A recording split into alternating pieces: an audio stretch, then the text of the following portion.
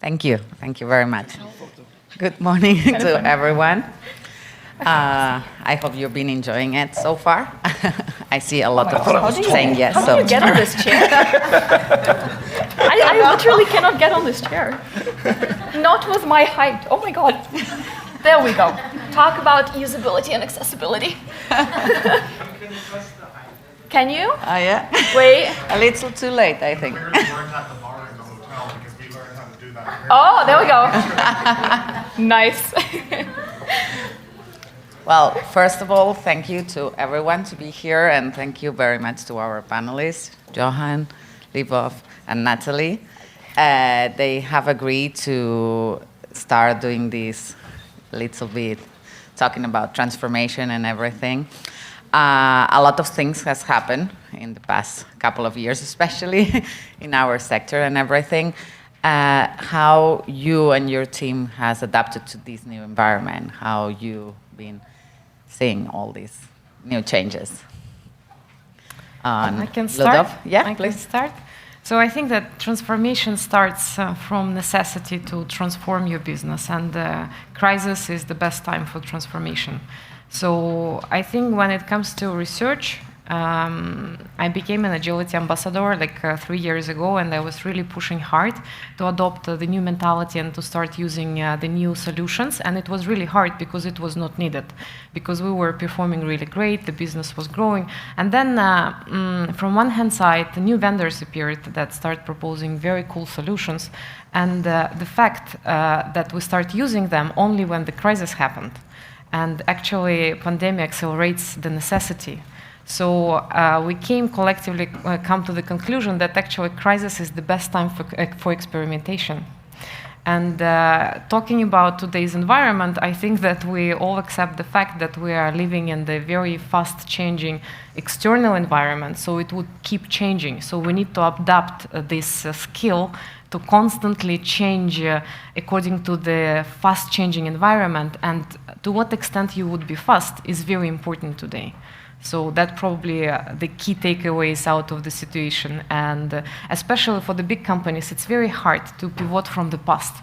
And this is the growth opportunities, because if you keep doing what worked in the past, in the fast-changing environment, it would not work. So every time you need to think about, how can I do things differently? So that's probably the mentality that we adopt in the last 3 years, and we accept the fact that this is a long journey. So we need always to transform ourselves, and we need to be in a learning curve, like learning on a daily basis new skills, attracting new talents to the team, and extend your knowledge and to be provoked. So the way how we start doing research is completely different versus, I would say, 5 years ago and 10 years ago, drastically different. Any one of you have any other experience that, Natalie? Okay, I wouldn't say my experience is different. I would just like to echo everything Lyubov said. What's interesting is that when the pandemic, for example, started, I was working in a tiny startup and everything was distributed. Our team was Germany, China, the US, and everybody was terrified of that. It seemed horrible. How do you work? You're on the calls all the time. And then pandemic happened and you're like, oh, suddenly your ways of working are innovative and the best, and you know how to do it. And that gives you a huge edge over everybody else who maybe didn't even know how Zoom worked at the time. And that for me was really representative of how the things that maybe today seem like it's a disadvantage or is a problem, also when it comes to, for example, having no funding or something like that, and you think, oh, this is horrible, I don't know how to do my research, can actually push you out of that rut where you could be stuck, and making you think and be more prepared for the new ways of working. So the change in the past 2 years for me has been exemplary of that, and of how you need to, like Lyubov said, be able to adapt, be able to change, and be able to use those things that maybe weren't as great as you thought at the time to your advantage, because from one day to another, they can turn out to be your biggest asset. I don't have any major builds with regards to methodologies and stuff, but what was a big challenge for us and a big change for us, so I work in Gillette, or in male grooming in P&G, and suddenly, so men mostly shave for others. Women shave for many internal reasons as well, but men mostly shave for others. And suddenly, the reasons they shaved were no longer there. They were not going to the office, they were not going to bars, they were not going to restaurants. And I wish we had spent much more time prior to the pandemic trying to explore insights and articulate benefits that could drive more internal drivers among men, because that would have prepared us much better. And that is a miss we made. And linked to that, we didn't have a lot of tools within wet shaving. Brawn is fine, but within wet shaving, we didn't have a lot of tools for experimentation. And with the pandemic, all guys were experimenting. So I think from that point of view, what we're looking for now, both in terms of communication and in terms of a product portfolio, is pretty different from what it was 2 years ago. And then I agreed with everything you guys said in terms of methodologies and the like. So you guys see that it's completely different. Well, not so much for you, but for the rest of the people, it was like the completely different thing. And how do you see the future? How seems the inside function transformation in the next few years? Or if you think that it's going to start like it's started already, or you're going to see it in the, let's say, 3 to 5 years? How do you see that transformation? I think we had started a transformation already before COVID, and we already had a pretty good balance between qual and quant and physical versus virtual and the like. But of course, over the last couple of years, that has accelerated tremendously. And I think we're much more comfortable answering questions in virtual contexts today than we used to be, because people were forced to accept it. There was no alternative. And I don't think we're going back to where we were, but I think it's always going to be an and, not an or. I think when we can go back into people's homes, we will, because it does have a role to play for us as well. I think just maybe to broaden the context of the question, I think that the competition creates a good environment for the transition to the future. So we see the dynamic at the research industry, and I kind of echo what I see in my business. So there is a constant competition between small companies who are very agile and who start proposing very cool solutions, mainly data-driven, data collection-driven, that are faster-oriented and much cheaper, with probably limited consultancy. That's the way how it started, and they start competing with the big, broader companies that provides this consultancy, robustness, and all the services associated with the big companies. And now we see that it's merging, because agile companies start providing these abilities to communicate the results and to provide the conclusions, and big companies became more agile. I can echo it in my business, because we are trying to be more agile. We see how the startup appeared on the market and they proposing very cool devices, and they challenge us, and we start to rethink our own internal processes and to try to speed up. Because this competition creates a great environment for growth. So it's a growth opportunities. So I think that the streams would go further, and we probably blurred between these two big groups of companies, no matter which industry we are talking about. So we adapting new things from the competitions and moving forward. And if I look at the lens of the research, I think that it would be more human-centric, so it would be more people in the center of innovation process. It would be more emotional, even in the rational categories like oral care. So we are trying to bring emotions, because especially after COVID, there is a high necessity to be close to people and to get these emotional messages. And final third thing, I think it's technology, because everything is driven by technology, everything is driven by R&D, and the way how we implement it in our life. So from the research perspective, it would be all the solutions that technology driven in our business, oral care, personal care, fast consumers goods, it would be R&D driven. So all the products that solves the pain points of people and make their life better, that would be very competitive. So I guess we're moving in this direction. Well, on my side, I don't even have anything to disagree with, so this is going to be really boring. But just to add on like what the guys have to say, what I think was really striking for me is that for a really long time pre-pandemic, there was kind of ways of doing things that people would just do. You have a method, you do that method because it works, and you know it works well. Why would you do anything else? And then suddenly we all found ourselves in the situation where none of what we knew worked. You can no longer go into the house. People took ages to learn how to talk on the camera. They've gotten better at it. We've discussed this yesterday, but it took them a while until people have gotten comfortable. And suddenly in research, we found ourselves kind of forced to think outside the box. And we succeeded because research didn't suddenly stop. Businesses didn't suddenly collapse. Maybe there was a bit of panic for a little bit, but then everything worked out. And I think that is really inspirational for everybody because that really showed that you can get stuff done fast, you can get creative in how you get stuff done, and you can think outside the box.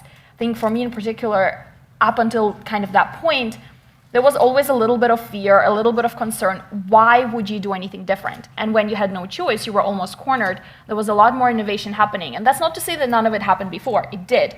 But the pressure and the speed at which it was happening was kind of out of like, I don't know, curiosity and artistic creativity rather than necessity.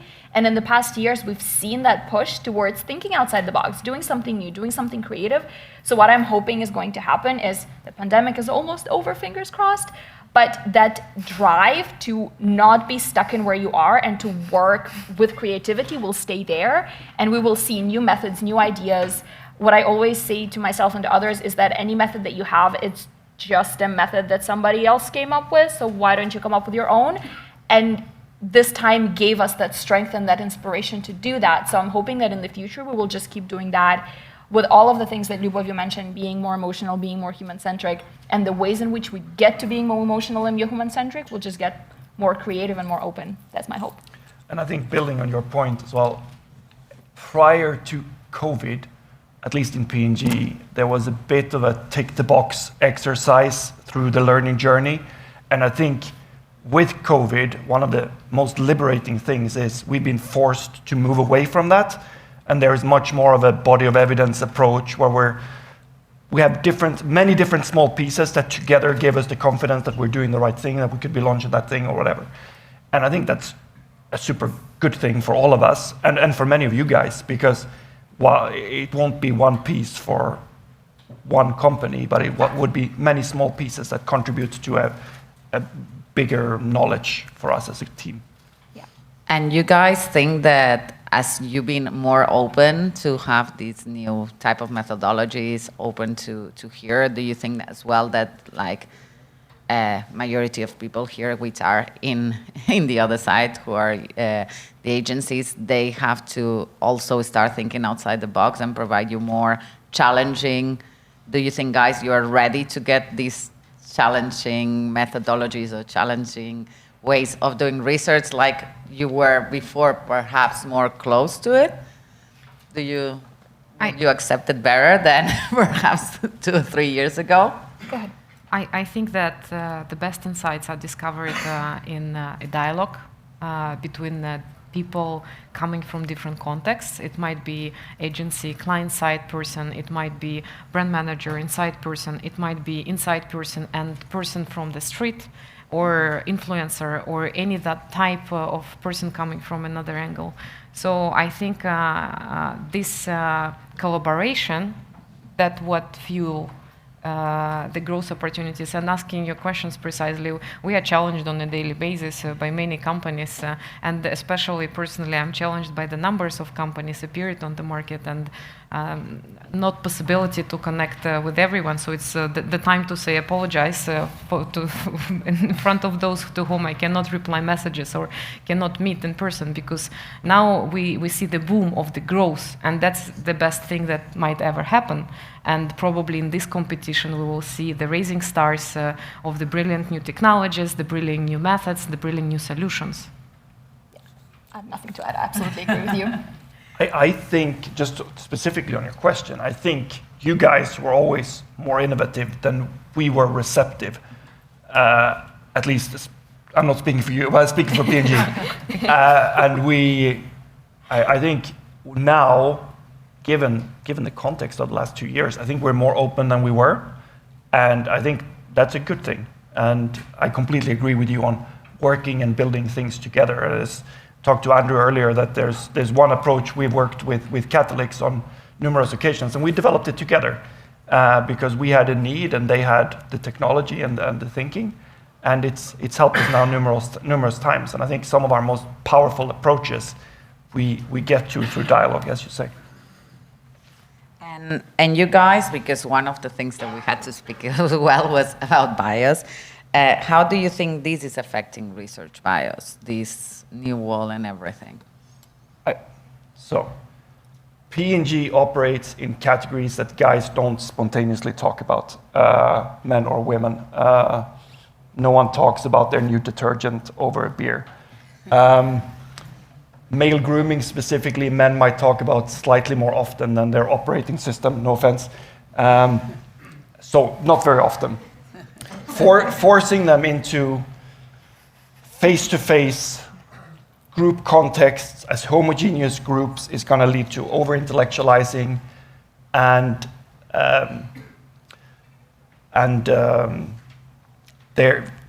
the answers you get are not necessarily going to be reflective of reality. I think doing research virtually allows you to get a broader diversity, and it allows guys to be more, I say guys because I work in grooming, but I think it applies to women too, to speak their mind more freely, leading to less groupthink. So there's certainly an advantage to some of the shift to virtual. When you see guys in central locations, they're out of context, they're far away from their bathroom. Guys have no idea what they do in terms of grooming. They think they do, but they don't. When you do research virtually, you can actually be with them in that bathroom.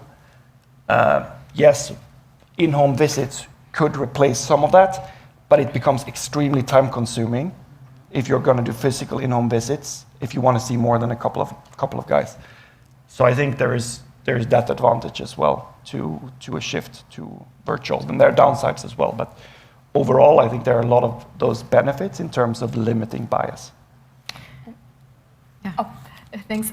In terms of inclusivity, I also wanted to add that being online and using methods that are maybe unusual allows you to get to a wider audience of people. You can get geographically to those people that you maybe before couldn't do it because you wouldn't fly to Mexico for an interview if you're located in Germany every single time. So you can talk to different kinds of people. You can talk to people who might have different psychological needs, who might not feel comfortable coming to a lab, who might have prejudice towards whatever company that is and don't want to go and talk to them. So you're really able to reach all sorts of people. And for Google in particular, where inclusivity and diversity is really at the forefront of most of the things that we do, it's so important to be able to do that and to get to those people, to talk to those people. And beyond it being just online where you have the physical barrier removed, the creativity of methods also allows you to do that. So if you think about the standard methods like focus groups, for instance, the first thing that comes to mind is how is somebody with social anxiety going to do that? So if you're suddenly thinking outside of a focus group method, you realize that you can get to the people that would never speak in a focus group otherwise, but might have important insights. If you're talking about interviews, what if somebody has a speech impediment or is just very shy or is a child and cannot articulate what they think to an extent that you need? So the more creative you can get in the ways in which you try to reach to those people and how you reach out to them and what you do with those people, the more insights you get. And that has been really, really great and I think transformative in generally what we approach to be a good data set as well. Suddenly having 5 people from X background from this country is no longer enough for you to be able to understand what your user base does. And of course, for some of your products that might not be relevant, you might be focusing on, for example, grooming, so you might not be interested in women, so doing methods more appropriate for women might not necessarily be the most important things. But for a huge amount of products, having that inclusivity brought in allows to widen that horizon and make the product better, maybe not in a direct way, maybe in an indirect way, maybe get inspired how to make it more accessible. And that, from my perspective, has been great. Yeah, agree, totally agree. And maybe to summarize things by saying a bold thing, so everybody lies. And that's not me saying, it's the title of the book. And I think that the life is very subjective. The way how we perceive things, because we are humans, is very different. So the way how I perceive this conference and what I remember from this conference might be completely different from versus you remember or you come out. So we are coming with our own conclusions, no matter which topic we are discussing. So it's very subjective. And we are humans, we are not machines, and now we are working with machines and we are trying to collaborate. It's like bringing the best in the combination. So we need to be aware about bias, but we need to accept that it will exist, and it existed. And the most important lens of looking at the bias in the lens of innovation. So for me, the best thing is to provide the product that really excites some group of people. Maybe not everyone, but it's very exciting and it's very attractive for a specific group of people who keep using it, sharing the feedback, and for whom we would be producing and inventing new things tomorrow. So summarizing, very important to be aware about bias. It's great that we are taking efforts to avoid bias, talking about system 1 questions, system 2 questions, talking about behavioral science, social listening.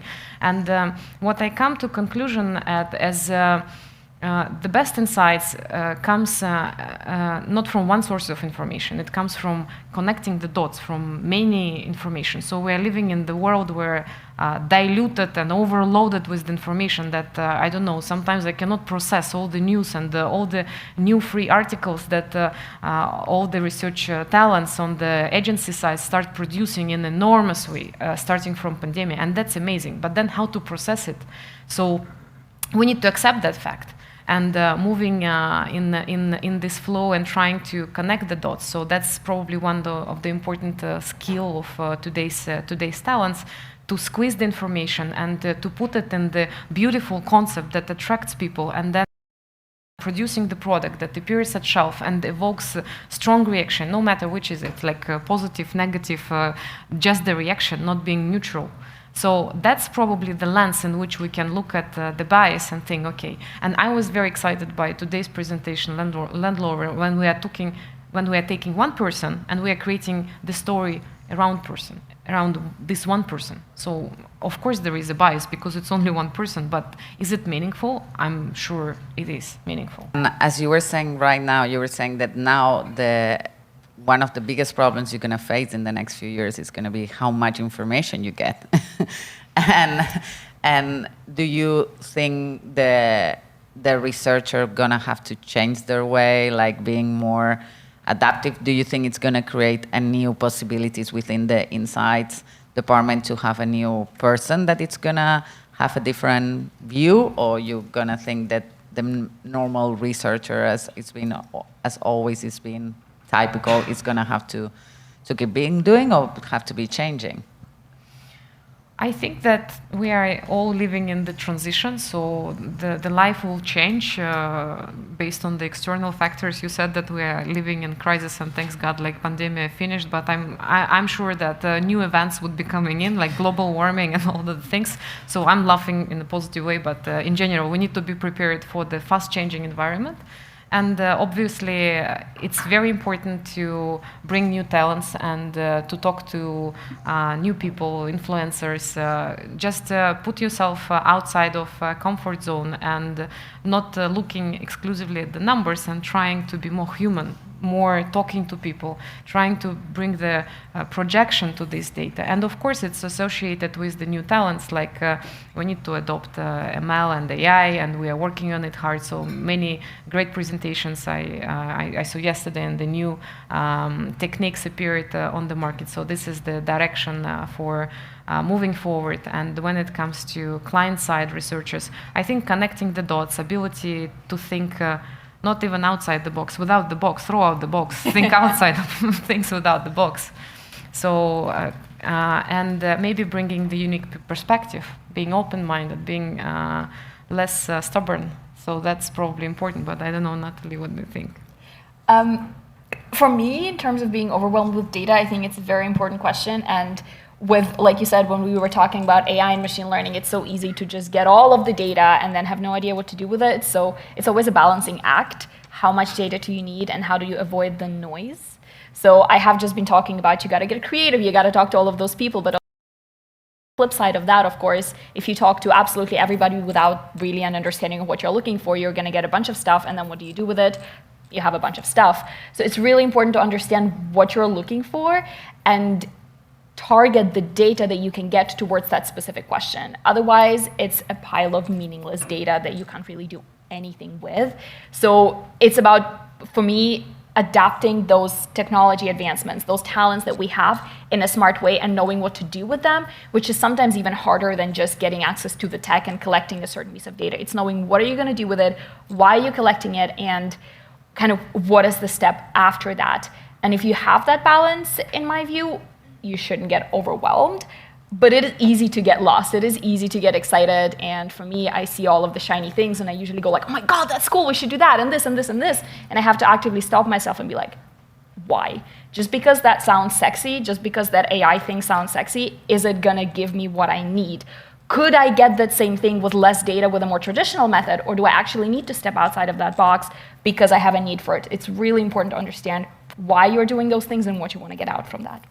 And linked to that, and linked to your question on talents and profiles, I think with the rise of technology, there was this desire that everyone should be able to code and the like. And I think over the last couple of years, there's been a recognition that what we need is, yes, we do need some people like that, but we need a much broader variety of skill sets in different people than what we had in the past. So historically, we recruited mostly what I would call generalists. And now we're much more looking at specialists in certain spaces. And within our analytics and insights function in P&G, we now have like 5-6 sub-functions, if you like, that are real experts in certain spaces. And they then work together to kind of create the full picture, as you say, within their respective areas of responsibility. And I think that's been a big change, which I think is for the better. That's the T-shape, right, that came up in one of the talks yesterday. You got to understand a bit of everything, but you got to know what you can do and what's your skill set. If you're getting a job or hiring for a job, it's the same thing. Like a product, because nobody wants to buy a generalist product. Everyone wants to know what exactly you stands for, no matter are you product or you're technology or you're a person. So, agree. Well, we're gonna need to specialize each one of us and go with like a little And mark. I think linked to that, because just like, Lubov's point before on getting a lot of, like I get emails every day from suppliers, every day. Most of them I don't answer because I get several of them every day. And everyone is promising something unique and different, but it's rarely clear in the very beginning of that email what is unique and different. And sometimes it isn't unique and different, by the way, and I think that would be a great help, because if I'm going to get back to someone, it is because he or she is pointing out that unique thing that is really a point of difference for them and that I surely won't get anywhere else, because otherwise it's just a word. And you guys, and I'm going a little bit out of the theme right now, but you guys say, like a lot of the people here, that you receive tons of emails every day, and what you were saying to be the specialized, and that what you think that they should communicate better, that they should go more direct to the point, or at least looking what you do, because I think we all in different ways, we receive so many emails that you say, well, you haven't even checked what I do, basically. I think answering this question would be the best with looking at the packaging, maybe of Colgate products or maybe our competitors' products. When we are promising you 20 claims on the pack, it doesn't work. So it takes some time to accept this fact and start trying to be bold in the communication and thinking very carefully what exactly this product delivers, what is the pain points, and how it stands from the competition. And try to be very clear in the communication. So this is the one thing in this world that is full of the information. I want you to remember about me. I stand for example, beauty, like our Elixir product, toothpaste. The same when it comes to the person who is searching for a job or who is proposing their skill set or their new services or their new products, is to think very thoroughly about one thing that you want to communicate. And maybe to prepare the message with three sentences, very clear, what you stand for, what is your competitive benefit, and how you stand from the competition. Maybe you are faster, maybe you are cheaper, maybe you are smarter, so many other things that you can propose, but being bold in the communication. And I think that we are living a little bit far behind in that world, that we are trying to tell many things that stands for the products, and that's the mistakes of failing products, or it's the mistakes of failing messages that kept being not answered. Natalie? I kind of have maybe slightly a divergent point from yours, but more towards your question, Marta. So when you said, I have to give a disclaimer, I don't receive tons of emails from vendors. I don't know, I must not be that cool or Until something. today. Until today. But I do have an opinion, which tells you a lot about me as a person. My perspective is when you're trying to choose a method, be it because a vendor reached out to you or reached out to a vendor, and connected to this, like kind of being specialized or being generalist, it's important to remember why somebody's offering that method and the bias that might come with it. So in general, when it comes to choosing a certain approach to finding your answers, on making your claims, how do you present your data, we have a certain idea in mind, which is something that I just kind of discussed. And we will intrinsically have a bias towards a certain solution, maybe because it's going to give you something pretty, or maybe because you know that's going to work, or maybe because you know that sounds popular or techie or complicated enough to convince your stakeholders. And I'm not necessarily saying that you shouldn't do that off the record, but you have to be aware, you have to know what you're doing, you have to understand why you're choosing a certain method or a certain vendor or a certain claim or whatever that is. Really, it applies to everything. Are you aware of all of the factors that impact your decision? Do you do it because you actually think that's the right thing to do, or do you do it just because that is popular, techie, whatever that might be? So when it comes to choosing your things and going for somebody more specialized or choosing a certain method, just always have in mind that question of, why am I choosing this? What is pushing me towards this decision? Is it a bias that I have towards something, or is it maybe a more objective, shared with my colleagues, shared with the creative team decision because it's going to give me X, Y, Z, going back to, I know what I want, I know what my team needs, and therefore I'm going to choose this vendor or method, rather than I'm just going to do it because they have a big brand name or they have a big AI label slapped on it, and we don't know what it is, but it's AI, so it must be the answer to everything.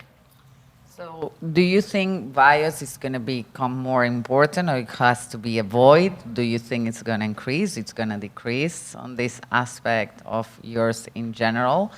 Or you think it's going to stay the same? It could be all these options. So what are your thoughts about it, Johan? I've got to hope that we're going to get smarter over time and that we can limit bias. I don't expect that we can remove bias. So I think we just need to be aware when we're reading results or when we're designing studies that there's going to be an element of bias, and look for ways to avoid it. I think getting a diverse group together generally helps. Getting people who are not vested into the project generally helps. And I'm sure there are a lot of other things we can do. I don't think bias will disappear. I think it's more, how do we manage it, and how do we learn to live with it and adjust our conclusions based upon it. So bring new people, bring new, perhaps people from different departments who can give you another view, or things like that could help, not also to be on the insights department, but bring people from different departments who have good diversity within the main group where you're working, because diversity helps you avoid groupthink and the like. And then, yes, getting people who don't work on it every day to react to something that you've created or built, who are not driven by a certain initiative timeline or certain NPV target, I think helps as well. I absolutely agree with Johan, and to add, what also helps me is being actively aware of it. So one of the presentations yesterday had a really nice picture of all sorts of cognitive biases, and you can YouTube it. There were so many videos and articles just to read about those. And whenever I'm looking at a piece of data, I try to very actively ask myself a question. Do I like this point because it's the first one on the list? Do I remember the point because it's the last one on the list? Is this a recency or a primacy bias? Do I like this because my manager sent me an email and said you should look at it? So do I just follow the authority? Just actively asking yourself those questions and your team those questions really helps, because sometimes you might catch yourself being like, oh, it is just because it's the first one on the list and I'm honestly lazy to read beyond that. Or, oh, I didn't remember anything apart from the last sentence from this talk. So just actively being aware of that and having those biases in your mind. It's a super fun topic, so I would encourage all of you to just go and read about it, even if you're not going to do anything with it. I hope you will, but it's really fun. And just knowing it and even applying it in your everyday life, just beyond research, when you're talking to somebody or watching a movie or something, just thinking how you process information, why you process it this way, can make you much more aware of the decisions that you're making. I totally agree with these 2 points of views, and I only can complement just sharing the conversation I had with Dmitry yesterday. So actually, we create even higher buyers by creating the chain of people involved in the process. Like the first person is collecting the information and talking to the respondent, and then it puts the conclusions and the verbatims. It's the first stage that the mistake might happen. And then the boss of this person is checking the report and maybe concluding and making the picture is brighter. And then this report goes in the hands of the research specialist on the client side, and it brings something else based on his point of view or her point of view. And then it goes to the brand manager. The brand manager puts it in the process of creating the concept. Then the concept goes to the marketing director. The marketing director shares the concept with the president, and the president shares the concept with the CEO. And this is the way how actually the information accelerates and transits, and through the lenses.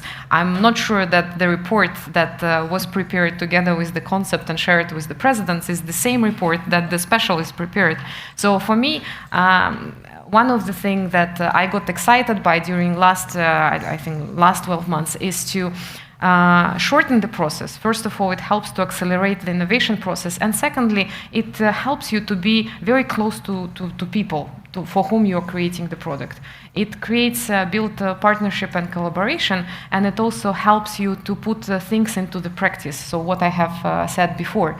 So the best lenses is to create the product and to put it in the hands of the people and check if it's exciting or not, to put it at the shelf, maybe in one store or maybe in one chain, in one market, and see the traction. And after that, start accelerate. Because the way how we have done things in the past, it was like to find the best concept and then launch it across the world, and then to see the result. And if we are not performing in the next first 2 months, we'll say, okay, it's failing, let's do the same. Let's do again. So now we are changing the processes, and we are trying to be smarter, so to be closer to people for whom we innovate, and then to track the feedback on a regular basis. Because when the product reaches the shelf, this is the pivotal point for me to assess the bias and to assess to what extent the insight I come with together in the conversation with my partners and clients and colleagues was really true for people, to what extent it excites them. And then the journey is not ending when the product hits the shelf. It started because we need to get the feedback, we need to be receptive to the feedback, and we need to be on the journey of bringing better solution, extending this line, supporting our people, being very mindful to what they are sharing. So again, yesterday I had another conversation with my partner. Now he's a general manager in confectionery, and he said, actually, one of the important things that I start answering in Instagram all the comments to my product, to all the people. It took me enormous amount of time, but this was the best research I have ever done self-handedly.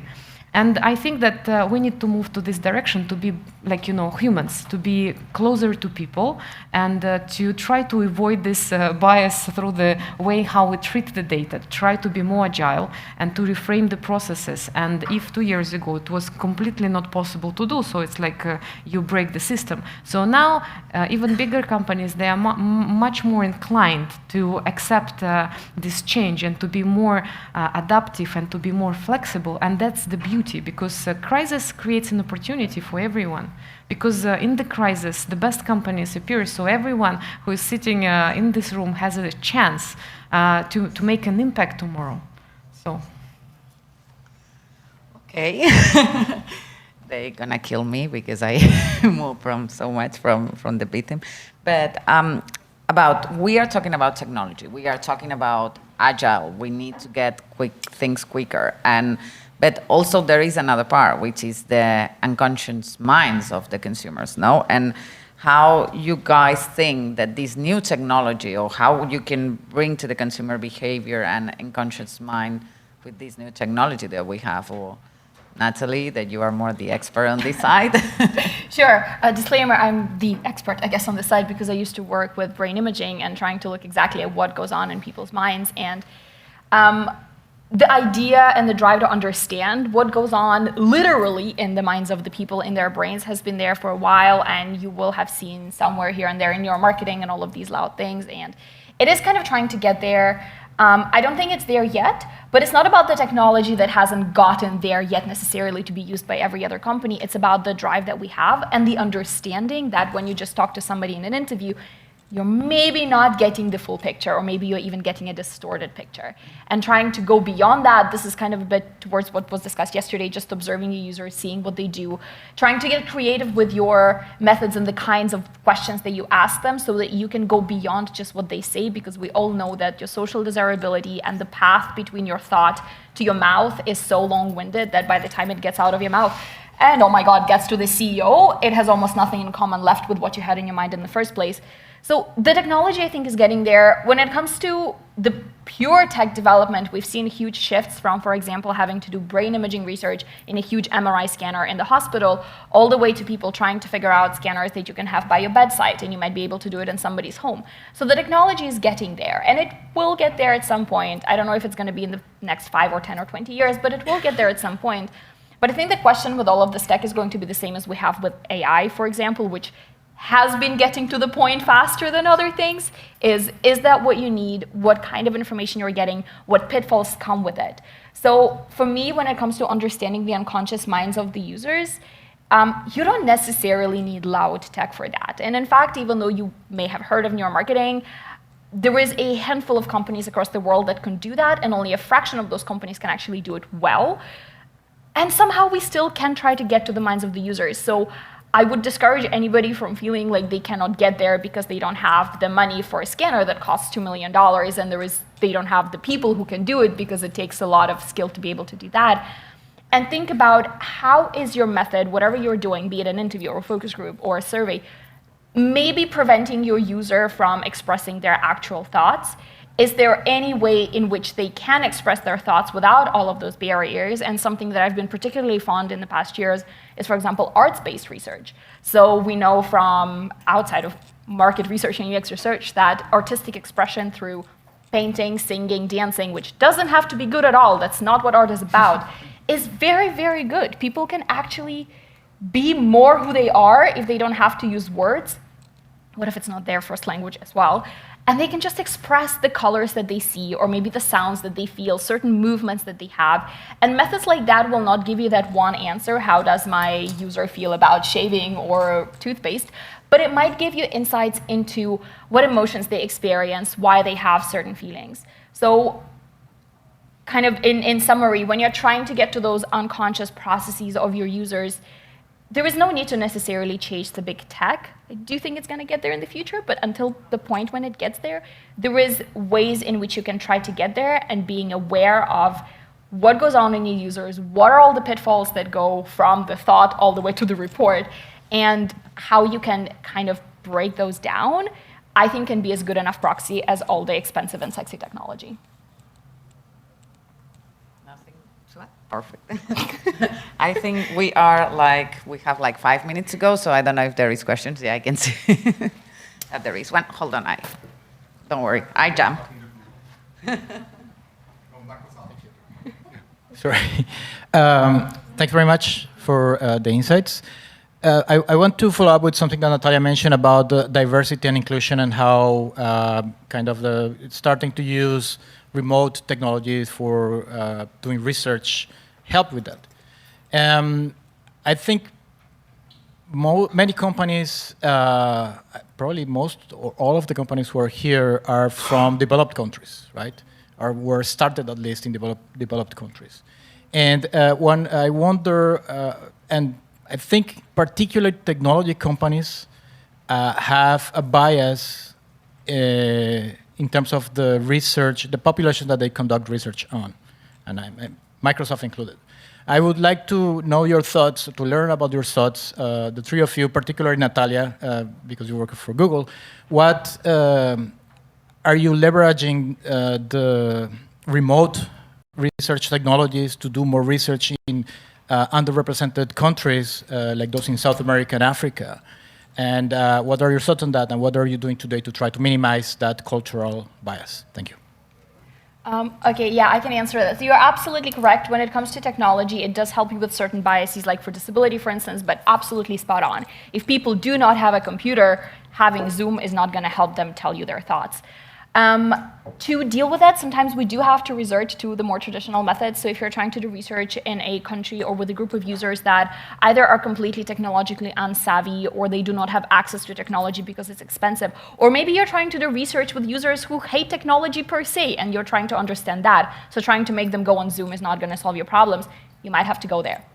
And this is the difficult truth of the fact that online and Zoom and whatever is not a magic bullet that's going to fix all of your problems. You might have to go there. So if you're trying to understand users that are not reachable, you might have to fly to a certain country and you might have to observe them there.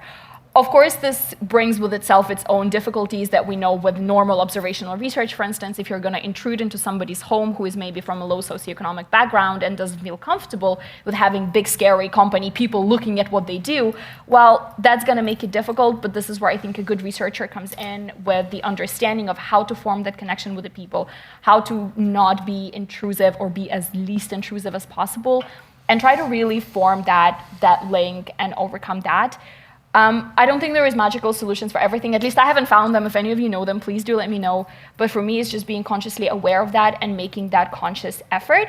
And what technology has done, however, is allowed me, for instance, if I am to conduct research in X number of countries, and I can outsource that research to being done online to certain countries, I can then dedicate a little bit more of my time, effort, and financial resources to going to places that cannot be reached with these, what has now become traditional means of online research.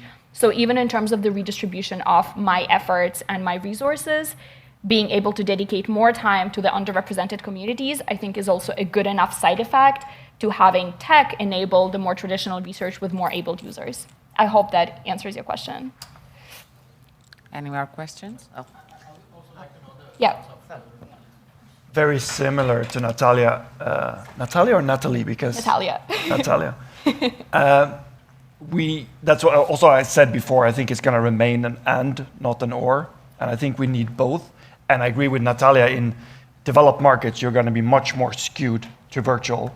But in emerging markets, that's not going to be the case. And I've been in homes in Nigeria and India and Sudan and Brazil watching guys shave. And some of the insights I've gotten from that, I don't think I could have replaced. I was in a home in Lagos, Nigeria, where a guy always shaved outside, and I didn't understand why until I realized that he had poor lighting inside and he didn't have a mirror. So he brought the CD outside and he used the back of the CD as the mirror and he shaved. But what that meant was he didn't have access to water. And the water he could bring out wasn't under a running tap, so the blades clogged up a lot. And things like that, it's difficult to replace in virtual research. And I wouldn't have gotten to him if I hadn't seen him. So, maybe just to summarize, because I totally agree with these points of views, and just to summarize things, the best insights comes, as I already mentioned, in the combination of different resources and the observation. So that's the way we need to move forward. So to observe, to ask questions, to be present, and try to talk to different people and to connect the dots. Perfect. I think we only have for one question, and very quickly one. Thanks, guys, for a great conversation. I'd love to know from each of you, please, what are each of you doing personally in your roles to guide better decision-making from your leaders? And when I say better, I mean better in a fundamental way for Qual, for P&G, for Google, to have a positive impact on the world, the planet, people. So I can start. So Bianca, thank you so much for your question. So it's very difficult one to answer because to drive the decision, it's one of the skills we need all to excel at, because we are insights. We not only need to foresight, but we also need to influence. And this influential behavior, it's a pretty difficult skill to adopt. So it's a soft skill, very difficult to adopt. And there are multiple ways that we kind of try to apply working with our management and working in Europe. So we are a huge team. So coming from Russia, working in Istanbul, working even in America. So it's pretty straightforward. In Europe, it's even culturally, it's following the order and following the collaboration and following the alignment. So it's pretty important. And going through all the layers of the people, it's hard hard process to do in a short period of time. So I think several things that I learned working last 6 years in Europe is just being very clear in your communication. So when the communication is clear and your concept or the proposal or recommendation works without you, without your presence in the room, that's one of the best things. So clarity drives prosperity. So number 2 is try to accept the feedback. So, and try to evolve according to this feedback, even if the feedback comes from different angles, and sometimes it's like contradicting with each other, but actually this power of collaboration and power of the feedback might excel your product. And maybe it would not be something that you want to deliver in the first place. It might be much better for the different angle. So the second thing that I learned for myself, don't fall in love in the solution, fall in love in the problem. So if you keep trying to solve the problem and the pain point of the customers, you would be in the right place. And the third thing, I think we need also to facilitate the process of decision-making process, and for that reason we can create avenues for the discussion, and we need to drive the discussion. We need to share the insights to elevate the culture of learning by exciting people around ourselves. So then it will come naturally. So if you manage to excite person with the opportunity, so then the money comes and the budget comes to start working on some crazy ideas. So. Well, thank you very much. I want to thank all my lovely colleagues who have agreed to do this with us, and we're moving to the next one. So.